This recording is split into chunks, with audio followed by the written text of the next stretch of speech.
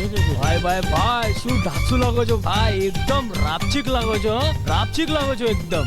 એ ટીનિયા, આ પૂજાની ત્યાં ફાળો લેવા જવાનું તો એક બહાનું જ છે. આપણે તો શું એના મમ્મી પપ્પાને ત્યાં શેડિંગ કરવાનું છે, શેડિંગ. આજે નહીં તો કાલે એમનો જમાઈ થવાનો છું ભાઈ. જો ટીનિયા, આ પેન્ટ છે ને પેન્ટ, સ્પેશિયલ છે સ્પેશિયલ. શું સ્પેશિયલ પેન્ટ છે? પણ ભાઈ આ બધાને ત્યાં લઈ જવાના છે? હા હા. અરે શુકનના બદલે અપશુકન થશે, અપશુકન. એ ભાઈ ભાઈ ભાઈ, આ હડેલા ડાબમરના રોડને લઈ જવાનો છે. હાલો ભાઈ, આપણે ફાળાના બાને શુકન તો લેતા આવીએ. હાલો. હા ये चलो चलो. વર્લ્ડ ટૂર પર જવાની વાત કરે છે. શું કરે? વર્લ્ડ ટૂરે પણ શું કામ? તો કે છે કે રોમમાં રસ ને પેરિસમાં પાત્રા ખાવા છે. અને ઇટલીમાં ઇડલી. અરે રસ ને પાત્રા ખાવા માટે મારે આટલા રૂપિયાનો ધુમાડો કરવાનો? અરે એની પહેલા તો ચિંતા મને તારી થાય છે. કેમ?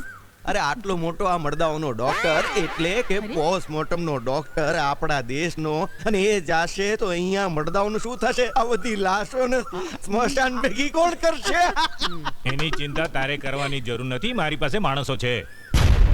આજો આવી ગયા લોહી પીવા વાળા.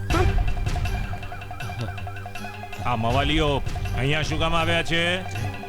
આવો આવો મુન્નાભાઈ, આવો. અરે શું વાત છે, ઘણા વખતે દેખાયા. શું લેશો? અમે અહીંયા માતાજીનો ફાળો ઉઘરાવા આવ્યા. જય માતાજી. લ્યો, સાંભળ્યું ને તે? ફાળો માતાજીનો ફાળો ઉઘરાવા આવી રીતે આવ્યા છે.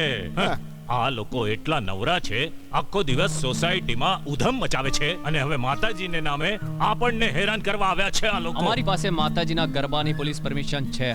બરાબર છે, પરમિશન હોય જ ને. પોલીસને પૈસા ખવડાવીને પરમિશન લઈ આવ્યા છે. જો અમે કોઈની પાસેથી જબરદસ્તી ફાળો લેતા નથી. રાજી ખુશીથી આપી દો તો ઠીક છે, નહીં તો જય માતાજી.